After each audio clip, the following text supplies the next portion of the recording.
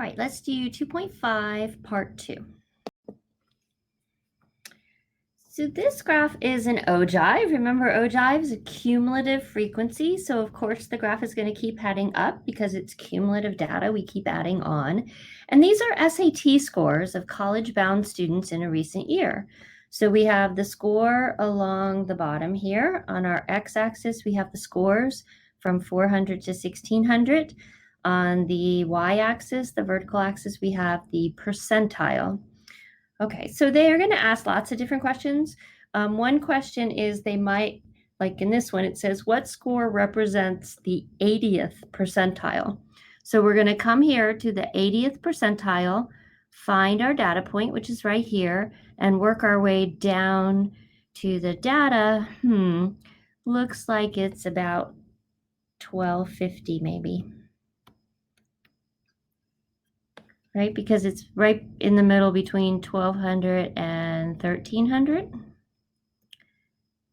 Now, this does not say that 80% of the students made a 1250. That is not how percentiles work. The way percentiles work is that 80% of the students made 1250 or less. Okay, and so those percentiles get very confusing when you have your child brings home these great test scores. If it says the 80th percentile, that means that they scored better than 80% of the students. It doesn't mean they made an 80 on the test. Okay, so that's the trick with percentile. So it means that they scored higher than 80% of the other students. Now, sometimes they're going to ask the other direction. Let me see if I can find one. Trying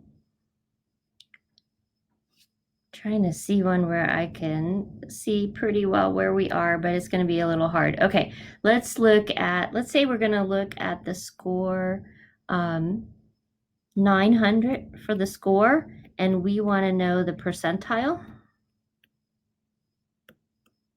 So we're going to come over here to 900, work our way up, and it looks like it's about the 19th percentile because we're going to work our way back to the y-axis. Okay, so if we don't have a graph, then we are going to use this formula. So we've got the percentile of x is going to equal the number of data entries less than x, not less than or equal to, less than x. So on top is going to be the number of data entries less than x. On the bottom are going to be the total number of data entries. And then, of course, we're going to multiply by 100 in order to get a percent. And usually we round to the nearest whole number too. So let's do an example. All right, so we want to know the percentile that corresponds to 34,000. So we have this list of data. It equates to tuition costs, and it's in thousands of dollars. So when you see a 50, that's 50,000. If you see a 33, that's 33,000. So if we were in the homework, we could actually bring this into StatCrunch and put them in order, which is what I recommend that you do. What happens is when you bring it into StatCrunch, so you hit the little box that's next to the data, all of the data is going to come in a column. Well, there's a little triangle right here because the data is going to come in just like it is here. So it's going to be out of order, but there's a little triangle there. If you hit on that triangle, you can resort the data. And so you could put it in ascending order, which would be helpful because then you would you'd be able to count real easily all of the data points that are less than 34,000. Okay, so let's look here. We want on top, we want the number of data points that are less than 34,000 divided by the total number All right, so what's our total number? 1, 2, 3, 4, 5, 6, 7.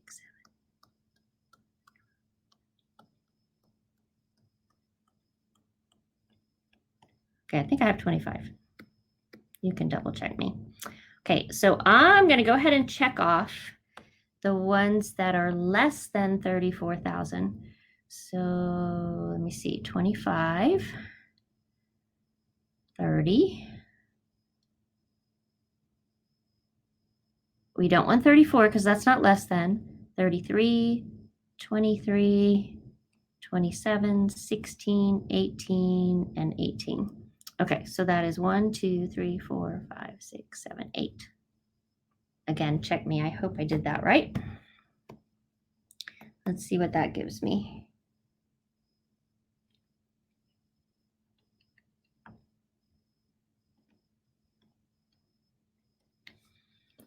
So that gives me 0.32. At this point, you can either multiply by 100, or because this is a decimal and we want a percentile, or go ahead and move the decimal over. And so we would be at the 32nd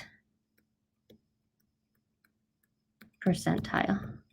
Okay, so the tricky part is remembering that you want less than, not less than or equal to. You want less than. In chapter 2, we've been looking at number lines, which is really important. Remember with a number line that we are going to put the mean in the middle. If it's a population, it's going to be mu. If it's a sample, it's going to be x bar. And then on the right-hand side, we're going to add the standard deviation. So if it's a population, we're going to add sigma. If it's a sample, we're going to add S. On the other side, we're going to subtract the standard deviation, right? So we always put the mean in the middle. We add the standard deviation for each tick mark on the right, and we subtract the standard deviation for each tick mark on the left. Now, in statistics, what we do is we standardize that score. And the way we do that is with what's called a z-score. So with the z-score, we're going to take the data value, x. So x is the data value. We're going to subtract the mean, mu, and divide by the standard deviation. So for the population, it's going to be x minus mu over sigma. And this standardizes the number line. And what happens now with the number line, and this isn't always if we standardize, is we're going to have a 0 in the middle where the mean is. We're going to go to the right, we would have 1, 2, and 3. To the left, we have -1, -2, and -3. Okay, so this is called a standardized. It's easier to look at because remember some of our number lines got kind of muddied up with, we had like a 64.2 in the middle and we had to add 2.9 on each and subtract 2.9 and it got very muddied. This just helps everything look a little cleaner. It's still the same idea. The other nice thing is that you can see very quickly where we have unusual scores. So remember this graph, if we have if we're going to use z-scores, that means that we have what's called a normal distribution or a bell-shaped curve. And so most of the data is here in the middle. Right? This represents how much data we have. So this area under the curve is the percent of data that's sitting right here in that area. So the majority of the data is right in the middle, right near the mean, which is what we want. And so these are very usual scores to have that data near the mean. Now, as soon as you get a little further out, that's a problem. Once you get past the 2 standard deviations away on either side, that's when you start to get to where this area is very small, right? It's very small over here. And so these scores are called unusual. If you are more than 2 standard deviations away on either side, that's called unusual. If you're more than 3 standard deviations away on either side, then that's very unusual. And so what happens is we are just going to see if they give us a piece of data, we're going to see where it lies so that we can tell if that data is unusual or whether it's usual and it's close to the mean. Now also, by having the positive and the negative, we can tell if a piece of data is greater than the mean, because if it's positive, it's going to be greater than the mean. If it's negative, it's going to be less than the mean. So all of the data on this side, on the right-hand side, is greater than our mean. On the left-hand side here, all of that data is less than the mean. Okay, so we're looking at A, B, and C here, and we're trying to figure out what the z-score was. So remember, I told you that the z-score is going to have the 0 in the middle if we have a standardized. See, this one's not standardized because we have a 63 in the middle, and then it looks like we're adding 5 each time to the right and subtracting 5 each time to the left. So that tells us that we know that our mean is 63 because that's in the middle. And then we know that our standard deviation is 5 because that's what we added each time. But let's take a look if we had changed this to standardized. So 0 would be in the middle. That's where the mean was. And so that's my z-score.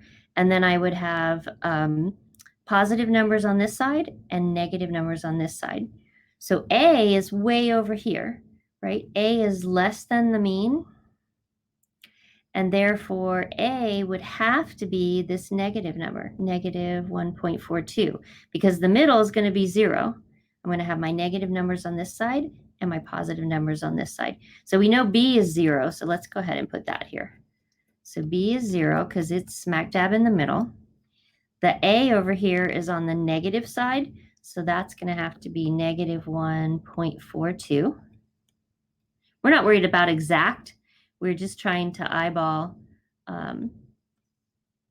if we are on the negative side or the positive side, or if we're in the middle. So Z is equal to negative 1.42 there. And then C is over here on the positive side. So the only one left that's positive is 2.17. So Z is equal to 2.17. Okay, so one more time, 0 goes in the middle. That's my standardized z-score. And so the mean is now changed to a z-score of 0. I would have positive z-scores on the right-hand side and negative z-scores on the left-hand side. Okay, so let's use our z-score formula. We have the mean speed of vehicles along a stretch of highway is 56 miles per hour with a standard deviation of 4 miles per hour. Okay, so my mean is 56 and my standard deviation is equal to 4. You measure the speeds of 3 cars traveling along this stretch of highway as 62 miles per hour, 47 miles per hour, and 56 miles per hour. Find the z-score that corresponds to each speed. Assume the distribution of the speeds is approximately bell-shaped. So we need to know that, otherwise we can't use the z-scores. So what we're going to use is that formula, z equals x minus mu over sigma. Okay, so we've got, let's look at our first piece of data. Our first piece of data is that x is equal to 62. They gave it to me right here, but they want the z-score. So what I'm going to do is take the x of 62. I'm going to subtract the mean, which they gave me in the first sentence, of 56, and then I'm going to divide by the standard deviation, sigma, which they gave me, which is 4 miles per hour. Okay, so if I do that,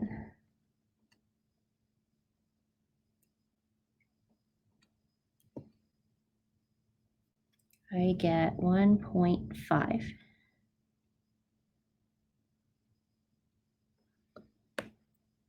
Okay, so since this is positive, I know that it's on the right-hand side of the number line, right? It's not very far away from the mean.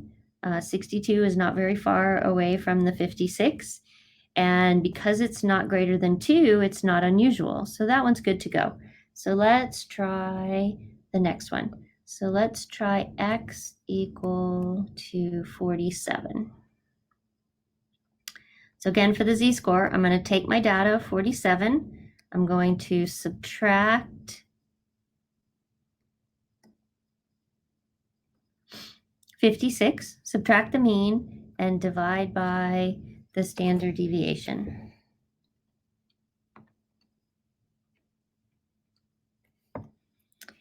And that gives me negative 2.25. All right, so that is a problem child. That's getting pretty far away from the mean. It's negative, so it's less than the mean, which we can see. Right, 47 is less than 56. It's less than the mean. And because it is more than 2 standard deviations away, it's also unusual.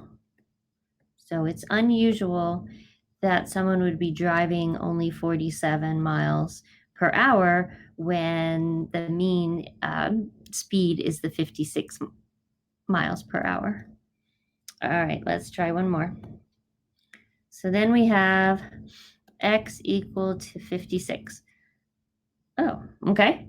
So that's the same as the mean. So when I go to do the z-score, I'm going to take my data point of 56 minus the mean, which is 56, divided by 4, and I get 0. So this is actually smack dab in the middle because it is the mean.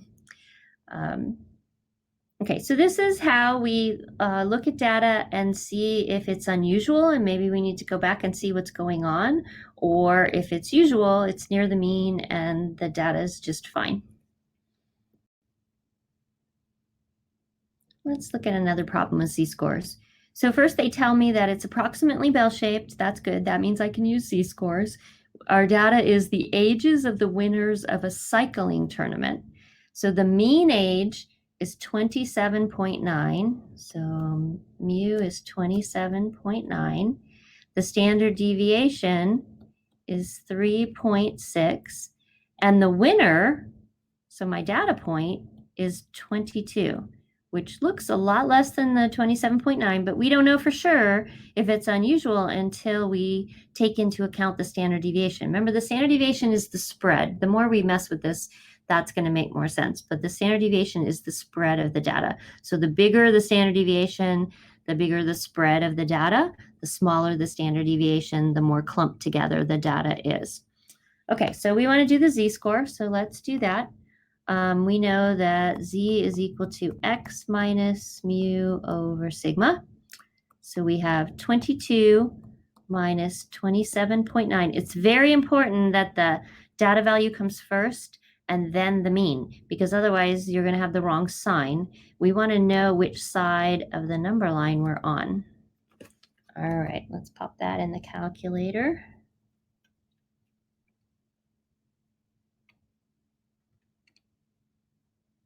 Let me make sure I don't think I did that right.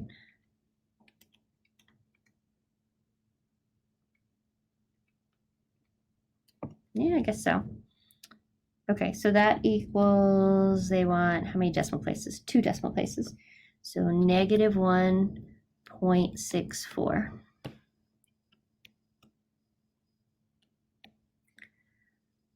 Okay, so that means that this data point is on the left-hand side, which we figured because 22 is less than 27.9, right? So we know 0's in the middle.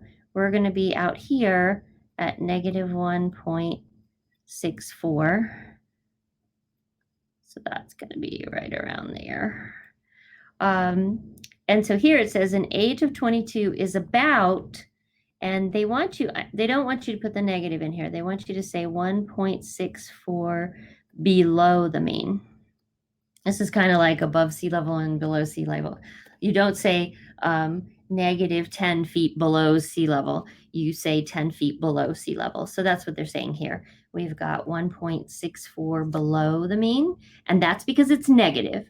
That's why it's on the left-hand side, because we have a negative z-score and because 22 is less than 27.9. So then they want to know if it's unusual. Well, it's not, because it's not more than 2 standard deviations away. If it was more than 2 standard deviations away, then we would have to worry. So this one is not unusual, and that is because it is between -2 and +2. Okay, so as long as it's within those 2 standard deviations, either side, it's not unusual. But as soon as it steps past that 2 standard deviation mark, then that data becomes unusual. All right, one more problem. The table shows the mean height and standard deviations for a population of men and a population of women. Compare the z-scores for a 6-foot tall man and a 6-foot tall woman. Assume the distributions of the heights are approximately bell-shaped. Okay, so we want to hear that they're approximately bell-shaped, because that means we can use our z-score. Otherwise, we would have to do something else to compare these. Now, be careful, because the mean and the standard deviation are in inches, and they gave me 6 foot tall. So I do have to convert my 6 foot. So let's do that. So 6 feet is equal to 6 times 12, or 72 inches. Right? Everything has to be the same. We either need to change, which would be hard, change the mean and the standard deviation to feet, or change the feet to inches, which that's the easier one to do. Okay, so let's do the men first. So we are going to take the data value, which is 72 inches. We're going to subtract the mean of 69.9. We're going to divide that by the standard deviation, and let's see what we get.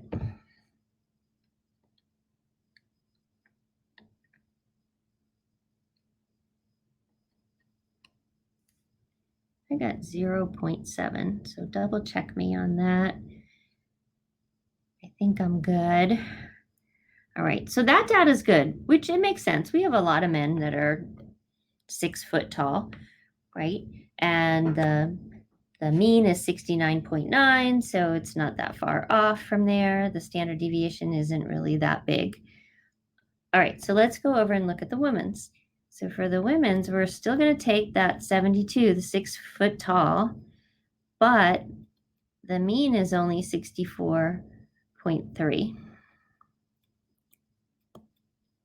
And the standard deviation is a little bit tighter. The spread is not as much. So let's see what we have here.